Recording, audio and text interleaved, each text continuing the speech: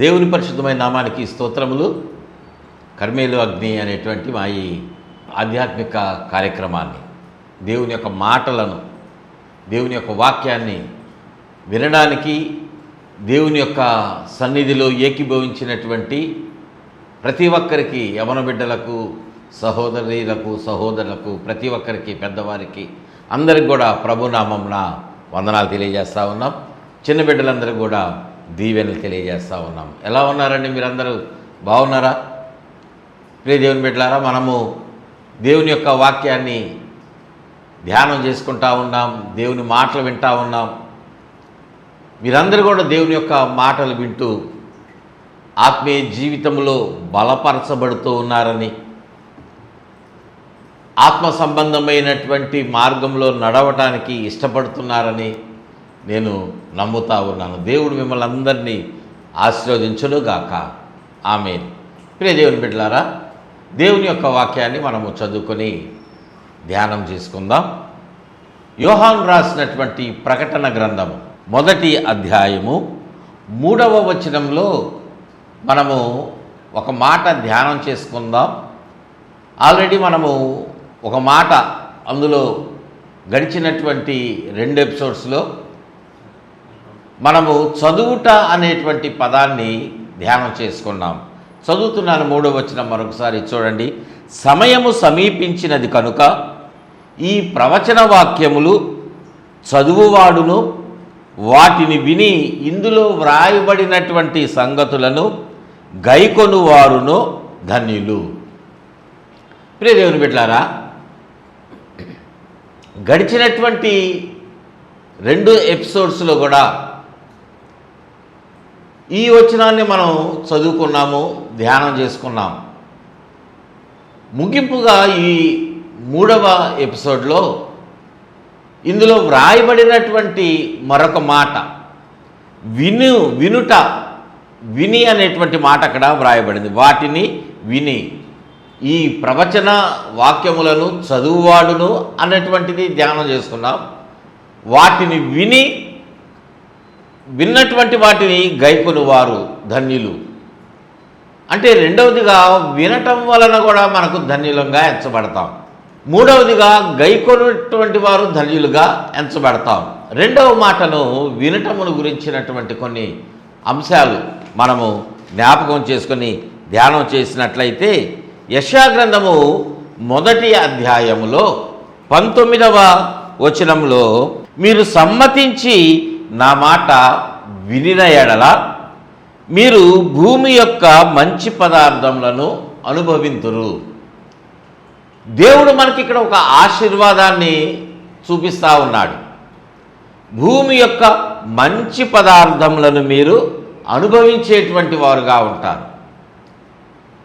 అయితే దేవుని యొక్క ఆశీర్వాదం మనం పొందుకోవటానికి ఇక్కడ యెషయా గ్రంథములో మనం చదివినటువంటి ఈ 19వ వచనంలో మాత్రమే కాదు, దేవుడు మనలను ఎక్కడ ఆశీర్వదించడానికి ఒక వాగ్దానాన్ని మనకు చూపించిన, ఒక వాగ్దానమునకు సంబంధించినటువంటి వచనాన్ని మన కొరకు వ్రాయించిన, దానిని మనము గైకొనాలి, లేకపోతే ఆ వాగ్దానాన్ని స్వతంత్రించుకోవాలి, ఆశీర్వాదం మనము పొందుకోవాలి అంటే దానికి ఒక కండిషన్ దేవుడు పెడతాడు. మీరు ఇలాగ చేస్తే వాటిని అనుభవిస్తారు అన్నట్లుగా ఒక మాట చెప్తారు. మనం కొన్ని యాడ్స్లో చూస్తూ ఉంటాం, కొన్ని ప్రత్యేకమైనటువంటి ఆఫర్స్ ఇచ్చినప్పుడు అక్కడ ఫలానా టీవీ లేకపోతే రిఫ్రిజిరేటర్ ఇంత ఖరీదు అని పెట్టి అక్కడ చిన్న చుక్క పెట్టి ఆ పేజీ క్రింద భాగాన ఆ చుక్క దగ్గర ఏమైనా రాస్తారంటే కండిషన్స్ అప్లై, షరతులు వర్తిస్తాయి. అంటే ఏదో ఒక లింక్ ఉంటుంది అక్కడ. లేకపోతే అందరికీ వాళ్ళు ఇవ్వటం కష్టం కదా, ఆ రీతిగా వాళ్ళు చేస్తారు. కానీ దేవుడు అందరికీ ఇవ్వటం కష్టమని కండిషన్స్ పెట్టట్లా. దేవుని యొక్క ఆశీర్వాదాలు మనం పొందుకోవాలి అంటే అవి మనం కష్టపడాల్సిందే, దేవుని యొక్క మాట వినాల్సిందే, దేవుని యొక్క మాట ప్రకారంగా మన జీవితము నడవాల్సిందే. మన నుంచి దేవుడు కోరుకునేటువంటిది అదే. అందుకని ఇక్కడ దేవుడు చెప్పినటువంటి మాట ఏంటంటే, మీరు సమ్మతించి నా మాట వినిన ఎడల. మీరు సమ్మతించాలి. ఎందుకంటే అక్కడ దాని ముందు వచనం 18వ వచనంలో వ్రాయబడింది. యెషయా గ్రంథం 1వ అధ్యాయం 18వ వచనంలో యెహోవా ఈ మాట సెలవించుచున్నాడు, రండి మన వివాదము తీర్చుకుందుము. ఏంటి వివాదము? దేవునితో మనకున్నటువంటి వివాదం ఏంటి అంటే, మీ పాపములు రక్తము వలె ఎర్రనివైనను అవి హిమము వలె తెల్లబడును. మన పాపములు, మన క్రియల వలన కలుగుతున్నటువంటి దోషము, పాపము అవి ఎలా ఉన్నాయంటే రక్తములాగా ఎర్రగా ఉన్నాయి. ఎరుపు రంగులో ఉన్నటువంటి వాటిని దేవుడు ఆయన శుద్ధి చేస్తూ ఉన్నాడు. హిమము వలె తెల్లగా చేసేటువంటి వాడుగా ఉన్నాడు. ప్రియ దేవుని బిడ్డలారా, తెల్లగా పడతాయి. కెంపు వలె అవి ఎర్రగా ఉన్నా గొర్రెబొచ్చు వలె అవి తెల్లగా ఉంటాయి. ఇది మీరు చేయాల్సినటువంటి పని. మీరు నా దగ్గరికి రావాలి, నా మాట వినాలి. నేను చెప్పినటువంటి ఈ కండిషన్ మీరు అంగీకరించాలి. మీరు సమ్మతించినట్లయితే, నా దగ్గరకు వచ్చినట్లయితే, మీరు భూమి యొక్క మంచి పదార్థములను, ఈ భూమి మీద ఉన్నటువంటి మంచి పదార్థాలు మీరు అనుభవిస్తారు. అనగా ఆహారము కాదు, కేవలము మంచి పదార్థం అంటే తినడం మాత్రమే కాదు, శ్రేష్టమైనటువంటి దీవెనలు, మీ బిడ్డలకు చదువు, బిడ్డలకు మంచి భవిష్యత్తు, మీ వ్యాపారాలను దేవుడు దీవించడము, అనారోగ్య సమస్యల నుంచి విడుదల. ఏ కష్టమైనా మీరు వివాహం కానటువంటి పరిస్థితుల్లో చాలామంది ఆడపిల్లలు, యవనస్తులు కనిపిస్తూ ఉన్నారు. ఏంటమ్మా ఎందుకు వివాహం అంటే వాళ్ళు అంటారన్నా, మా పాప కొరకు ప్రార్థన చేయండి. కాల్ చేస్తూ ఉంటారు. మేము కట్నం ఇచ్చుకోలేకపోతా ఉన్నాం, అందరు కట్నం అడుగుతున్నారు, మా పరిస్థితి ఆర్థికంగా బాలేదు, వయసు వచ్చేస్తూ ఉంది. ప్రియ దేవుని బిడ్డలారా, మీరు చింతించాల్సినటువంటి పని లేదు. దేవునితోటి మీరు సమాధాన పడండి. దేవునికి దూరంగా మీరు ఉండద్దు. దేవుని పాదాలు పట్టుకొని మీరు గోజాడండి. పరిశుద్ధాత్మ దేవుడు మీ ప్రార్థన ఆలకించి మీకు తగిన సమయమున ఆయన మార్గమును సరళము చేస్తాడు. దేవునికి మహిమ కలుగును గాక. హల్లెలూయా. మీరు సమ్మతించి నా మాట విన్నట్లయితే, నా మాట వినినట్లయితే భూమి యొక్క మంచి పదార్థములను మీరు అనుభవిస్తారు. ద్వితీయోపదేశకాండము గ్రంథము 28వ అధ్యాయములో కూడా అక్కడ ఒక మాట పరిశుద్ధాత్మ దేవుడు మోషే ద్వారా తెలియజేస్తూ ఉన్నాడు కదా.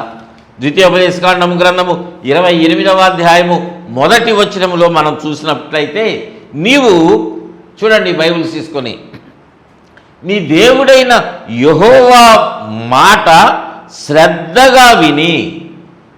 చూసారా, దేవుని మాట మనము ఎలా వినాలి? శ్రద్ధగా వినాలి. దేవునికి ఏం పని లేదేమోలే చెప్తా ఉంటాడు నాకు. నేను ఇప్పుడు బాగానే ఉన్నా కదా, ఆరోగ్యంగానే ఉన్నాగా, డబ్బులు సంపాదించుకుంటున్నా కదా, బాగా చదువుకున్నాను, మా తల్లిదండ్రులు బాగా సంపాదించారు వ్యాపారం చేసి, అసలు నాకు వ్యాపారం చేయాలి, చదవాల్సినటువంటి అవసరమే లేదు, చాలా ఆస్తి ఉంది, నేను నా బిడ్డలు కదలకుండా తిని కూర్చున్నా కూడా మాకు ఏం కొదువు లేదు, మాకు మంచి ఆరోగ్యం ఉంది, ఏదైనా అనారోగ్యం వస్తే ఫోన్ చేసే డాక్టరే వస్తాడు, నేను హాస్పిటల్కి వెళ్ళాల్సిన పనిలే అన్నట్లు కొంతమంది అనుకుంటున్నారు. ప్రియ దేవుని బిడ్డలారా, అది చాలా వ్యతిరేకమైనటువంటి ఆలోచన. నీకు కొన్ని దినాలు ఏది కొదువు లేనటువంటి కాలంలో నువ్వు జీవించి ఉండవచ్చు, జీవిస్తూ కూడా ఉండవచ్చు, కానీ రేపేం సంభవిస్తుందో నీకు తెలియదు, రేపేం జరగబోతుందో నీకు తెలియదు. ప్రియ దేవుని బిడ్డలారా, కరోనా అనేటువంటిది వస్తుంది, కొన్ని లక్షల మంది చనిపోతారు నీ కళ్ళ ముందే, నీ బంధువులు స్నేహితులే చనిపోతారనేటువంటిది నువ్వు ఊహించావా? కోట్లు డబ్బులున్నాయి, కోట్ల రూపాయలు ఆస్తుంది, కానీ వారు ఆ ట్రీట్మెంట్ తీసుకోవటానికి ఉపయోగం లేకుండా పోయింది. ఆ డబ్బులు ప్రాణాలని నిలవబెట్టలేవు. దేవుని బిడ్డలారా, ప్రాణాలను కొనసాగింపలేవు. లేఖనాలు చూస్తే 70 సంవత్సరాలు బ్రతుకుతాం, అధిక బలం ఉంటే 80 సంవత్సరాలు, ఇంకా అయితే 100 సంవత్సరాలు. నేటి దినాల్లో ఎవరైనా 100 సంవత్సరాలు బ్రతికారంటే 102, 103 సంవత్సరాలు బ్రతికారంటే వాడి గురించి ఒక ఆర్టికల్ రాస్తున్నారు, పేపర్లో న్యూస్ వేస్తూ ఉన్నారు. కారణం ఏంటంటే అది చాలా ఫింగర్ టిప్స్ మీదే లెక్క పెడతా ఉన్నాం. అటువంటి వాళ్ళు కోటీశ్వర్లు అయ్యి ఉండొచ్చు, కానీ అంతే. దేవుని మాట వినాలి. ఎలా వినాలంటే శ్రద్ధగా వినడం మనం నేర్చుకోవాలి. శ్రద్ధగా వినడం. దేవుని బిడ్డలారా, దేవుని మాట మీరు ఎలా వింటూ ఉన్నారు? దేవుని మందిరానికి వెళ్తున్నారు, మంచిదే. ప్రార్థనలో ఏకీభవిస్తున్నారు, ప్రార్థనకి వెళ్తున్నారు. ఏకీభవించడం అంటే ప్రార్థన చేయకపోవచ్చు, కానీ ప్రార్థనకి అటెండ్ అవ్వచ్చు, మీటింగ్స్కి వెళ్ళచ్చు. మీరు ఉన్నటువంటి ప్రదేశంలో, ఆ ఊరిలో మీటింగ్స్ జరుగుతూ ఉంటాయి. సమ్మర్ వస్తే, ఎండాకాలం వస్తే, వర్షాలు పడినప్పుడు ఓపెన్ గ్రౌండ్లో మీటింగ్స్ జరుగుతూ ఉంటాయి కదా.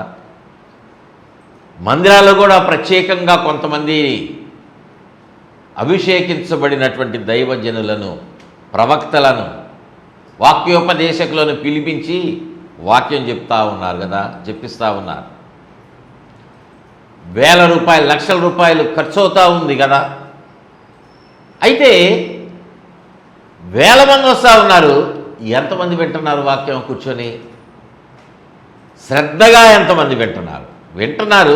శ్రద్ధగా ఎంతమంది వింటున్నారు? ఎవరో కాదు, నువ్వు వింటున్నావా? నువ్వు దేవుని యొక్క మాట శ్రద్ధగా వినేటువంటి అనుభవంలో నువ్వు ఉన్నావా? ప్రియా సహోదరుడా, సహోదరి, అక్కడికి వచ్చి కూర్చొని వెనకాల అందరూ వరుస క్రమంలో కూర్చుంటే నువ్వు వెనకాల గ్రౌండ్లో చివర్లో కూర్చొని ఆ గ్రౌండ్లో బఠానీలు, వేరుశనకాయలు అమ్ముతుంటే అవి ఒక 10 రూపాయలు కొనుక్కొని వాటిని తింటావు, ముచ్చట్లాడుకుంటా ఏదో ఒక మాట విని తిరిగి ఇంటికి వచ్చేస్తే ఏమైనా ప్రయోజనమా? నీ దేవుడైన మాట నువ్వు ఎలా వినాలంటే శ్రద్ధగా వినాలి. శ్రద్ధగా వినాలి. మాట్లాడుతున్నటువంటి వాడు అక్కడ సామాన్యుడు కాదు, ఒక మనిషి కాదు. ఒక మనిషి స్వరం అక్కడ నువ్వు వినడానికి వెళ్ళలా.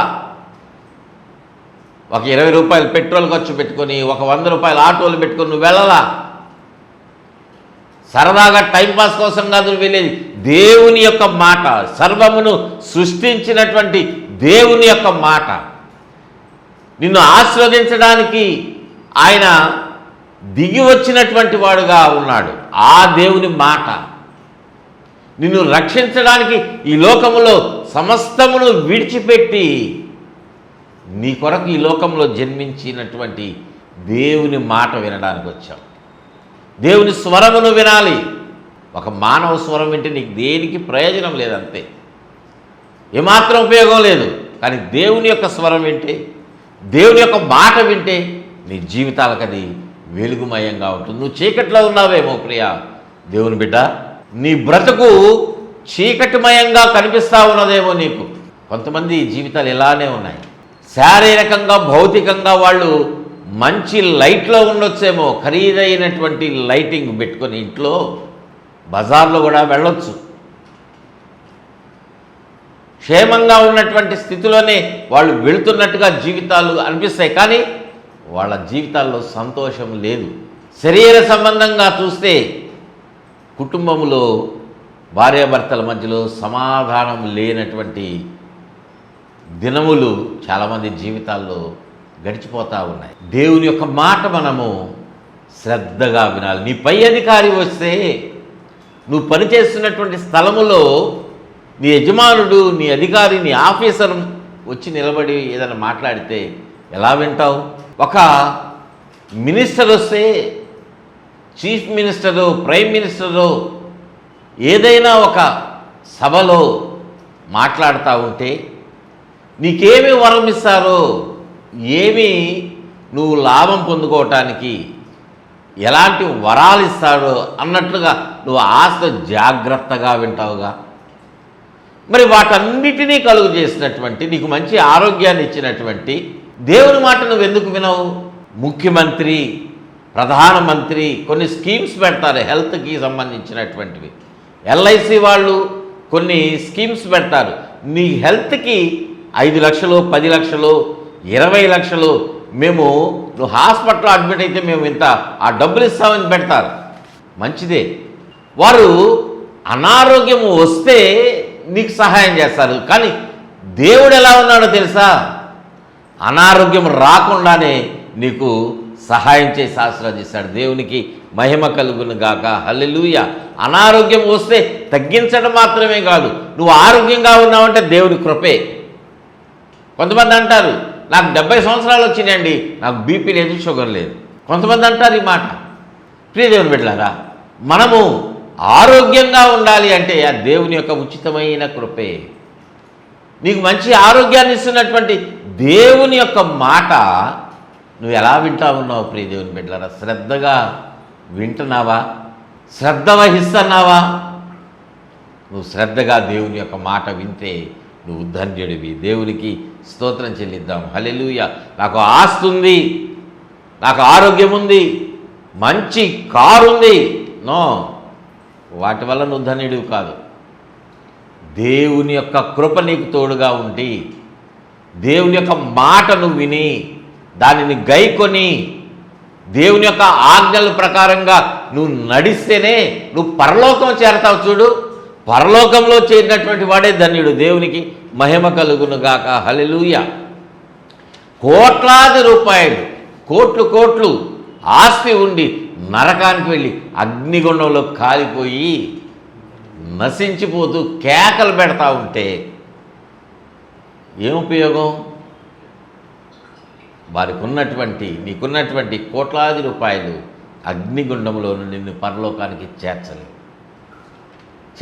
ప్రియ దేవుని బిడ్డలారా, పరలోకంలో చేర్చగలిగేటువంటిది ఎవరంటే పరిశుద్ధాత్మదేవుడు యేసయ్య మాత్రమే. దేవునికి మహిమ కలుగును గాక. హల్లెలూయా.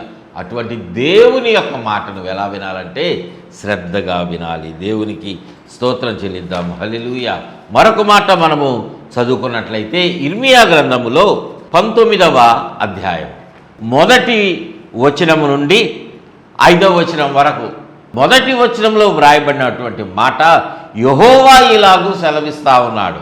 మొట్టమొదటగా ఈ మాట మాట్లాడుతున్నటువంటిది ఎవరంటే తండ్రి అయినటువంటి దేవుడు ఈ మాట తెలియజేస్తా ఉన్నాడు. ఏమంటున్నాడు?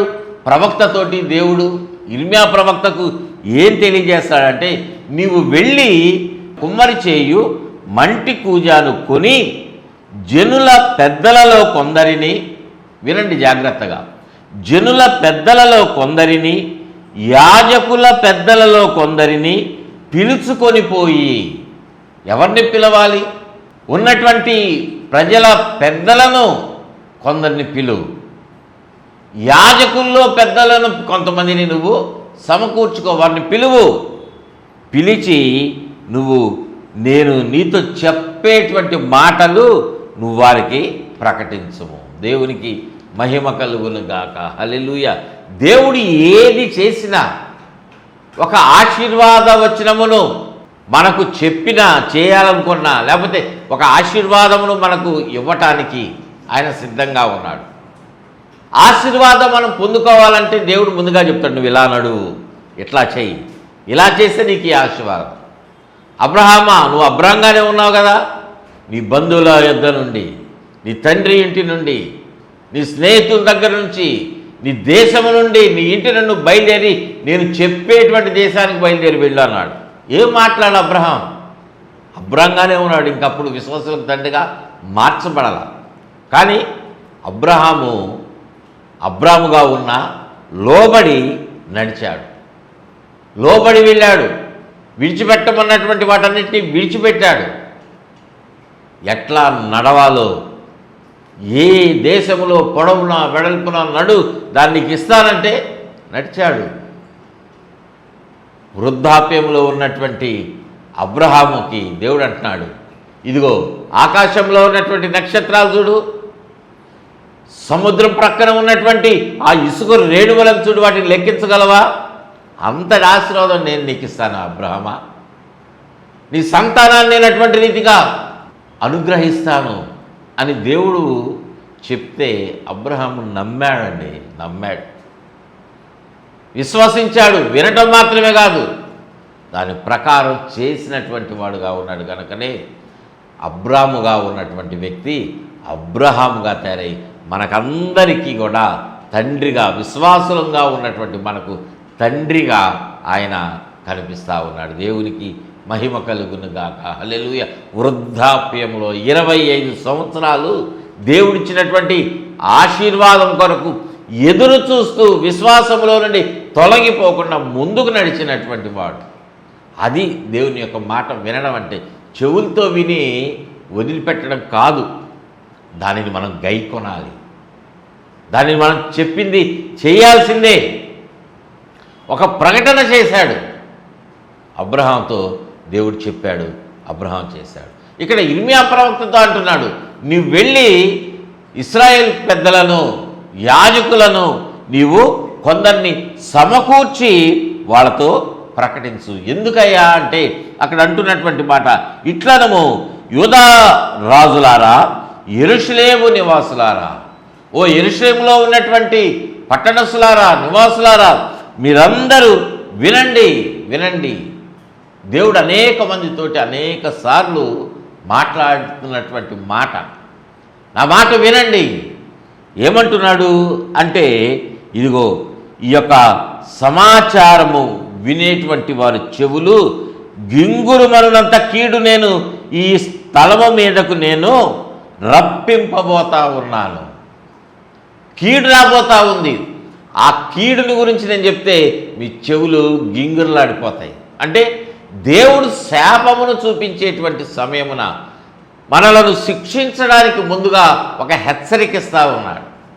సడన్గా రావట్లా దేవుని యొక్క ఉగ్రత మన మీదకు. నీవు దాని గురించి ప్రకటించుము. ఎందుకయ్యా, ఎందుకు మా మీదకి శాపము, ఈ ఉగ్రత అంటే దేవుడు అంటున్నాడు, ఏలయనగా 4వ వచనంలో, ఏలయనగా వారు నన్ను విసర్జించి ఈ స్థలములో అపచారము చేసి ఉన్నారు. దేవునికి మహిమ కలుగును గాక. హల్లెలూయా. దేవుడు ఎంత స్పష్టంగా ప్రవక్త ద్వారా మాట్లాడుతున్నాడండి. వారు నన్ను విసర్జించి ఉన్నారు.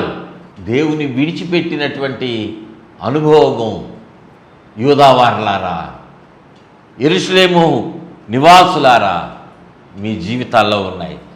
ఈ మాటలు వింటున్నటువంటి ప్రియ దేవుని బిడ్డలారా, ఈ కార్యక్రమాన్ని మీరు అలవాటుగా పెట్టి చూస్తున్నారేమో కానీ దేవుని యొక్క మాట మీ గురించి మాట్లాడుతూ ఉన్నాడు.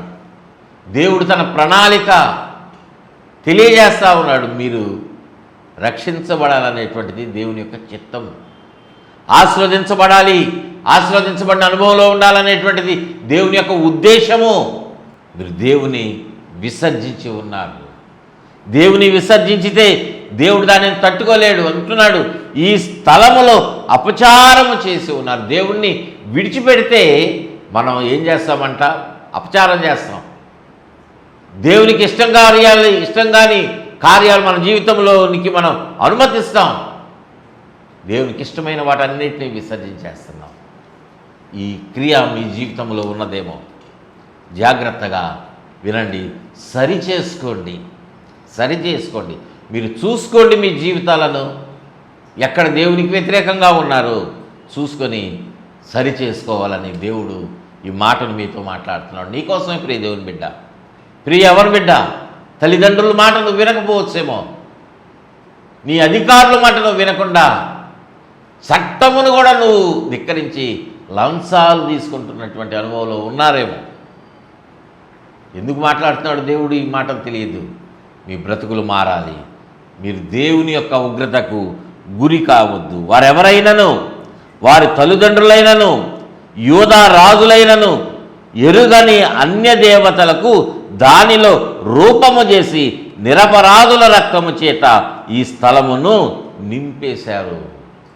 విగ్రహాలు పెట్టుకుంటా ఉన్నారు. విగ్రహం అంటే ఏదో బొమ్మతో చేసినటువంటివి అవి మాత్రమే కాదు, దేవుని కంటే నువ్వు దేనిని అధికముగా ప్రేమిస్తా ఉన్నావో అది నీకు విగ్రహమే. దేవుని కంటే దేనికి నువ్వు ప్రాముఖ్యతనిస్తున్నావో, నీ బిడ్డలకైనా సరే, నీ భార్యకైనా, నీ భర్తకైనా దేవుని తర్వాతే వాళ్ళ స్థానం. నీ వ్యాపారము, నీ కుటుంబము, ఏదైనా సరే, నీకున్నటువంటి సర్వసంపద, ఆస్తిపాస్తులు అన్నీ కూడా దేవుని తర్వాతనే. ఈ అనుభవంలో నువ్వు నిలిచి ఉండాలి ప్రియ దేవుని బిడ్డలారా. దేవుని మాట్లాడుతున్నాడు, ఈ మాట హెచ్చరికగా మాట్లాడుతున్నాడు అనుకో, బ్రతిమలాడు చెప్తున్నాడు అనుకో, ఏదైనా అనుకో, వింటే నువ్వు ధన్యుడివి. నువ్వు విని దాని ప్రకారంగా సరి చేసుకుంటే నువ్వు ధన్యువి. మీరు చదవండి 5వ వచనంలో కూడా కొన్ని హెచ్చరికలు తెలియజేయబడ్డాయి. ప్రియ దేవుని బిడ్డలారా, మనము దేవుని యొక్క మాట వినేటువంటి అనుభవంలో ఉండాలి. మత్తయి సువార్త 11వ అధ్యాయము 15వ వచనములో అంటున్నటువంటి మాట, వినుటకు చెవులు గలవాడు వినుగాక. వినుటకు చెవులు గలవాడు వినుగాక. ప్రియ దేవుని బిడ్డలారా, మీకు చెవులుంటే ఈ మాటలు వినండి, దేవుని యొక్క మాట వినండి, దానిని గైకొనండి. దేవుడు చెప్పినటువంటిది చేస్తేనే, తూచా తప్పకుండా అక్షరము కూడా పొల్లిపోకుండా మీరు లోబడి చేయాలి, ఆశీర్వదించబడతాడు. గాడిదలు కాసుకునేటువంటి సౌలుని సింహాసనం మీద కూర్చోబెడితే దేవుడు చెప్పినటువంటి పనిని తృణీకరించినప్పుడు దేవుడు పశ్చాత్తాపడి, ఎందుకు సౌలు నేను రాజుగా చేశాను అనుకున్నాడు. మిమ్మలను, మీకు ఇచ్చినటువంటి అభిషేకము, మీకు ఇచ్చినటువంటి దీవెనలు, మీ కుటుంబాన్ని హెచ్చించిన తీరును గుర్తు చేసుకొని దేవునికి లోబడండి. ఎందుకు వీళ్ళని ఆస్వాదించానా అని మనలను గురించి, దేవుడు నిన్ను గురించి బాధపడకూడదు. దేవుని సంతోషపెట్టేటువంటి బిడ్డగా మీ జీవితాలు, దేవుని యొక్క మాటలు చదవండి, వినండి, దానిని గైకోండి. దేవుడు మిమ్మలను ధన్యుల లిస్టులో జాయిన్ చేస్తాడు. అటువంటి కృప పరిశుద్ధాత్మ దేవుడు మీకు అందరికీ దయచేయునుగాక. ఆమేన్. ప్రార్థన చేసుకుందామండి. ప్రేమ కలిగిన తండ్రి, మహాపరిశుద్ధుడా, మీ ఘనమైన నామానికి స్తోత్రాలు. అవునయ్యా, మీ మాటలు మేము చదవటము మాత్రమే కాదు, విని గైకొనేటువంటి ఆ హృదయాన్ని, లోబడే హృదయాన్ని, ఈ మాటలు విన్న ప్రతి ఒక్కరికి మీరు అనుగ్రహించి ఆశీర్వదించి, పరిచర్య చేస్తున్నటువంటి ప్రతి ఒక్కరి పరిచర్యను మీరు ఆశీర్వదించి వర్ధిల్ల చేసి ప్రతి ఒక్కరి జీవితాలను మీకే సమర్పిస్తూ ఉండగా, నాయన మహిమాగంత ప్రభావాలు మీ నామంలోకి ఆరోపిస్తూ కార్యక్రమం స్పాన్సర్ చేసినటువంటి బిడ్డను కూడా మీరు దీవించి ఆశీర్వదించమని, మంచి ఆరోగ్యంతో ప్రతి ఒక్కరిని నింపి నడిపించమని, ప్రతి బంధకాల నుంచి విడుదల దయచేయమని యేసయ్య శ్రేష్టమైన నామమున అడిగి వేడుకుంటున్నాము తండ్రి. ఆమేన్, ఆమేన్, ఆమేన్. తండ్రి, కుమార, పరిశుద్ధాత్మ త్రియేక దేవుని దీవెన, కాపుదల, భద్రత తోడుగా ఉండి నడిపించి వర్ధిల్ల చేయునుగాక. ఆమేన్, ఆమేన్, ఆమేన్. God bless you all.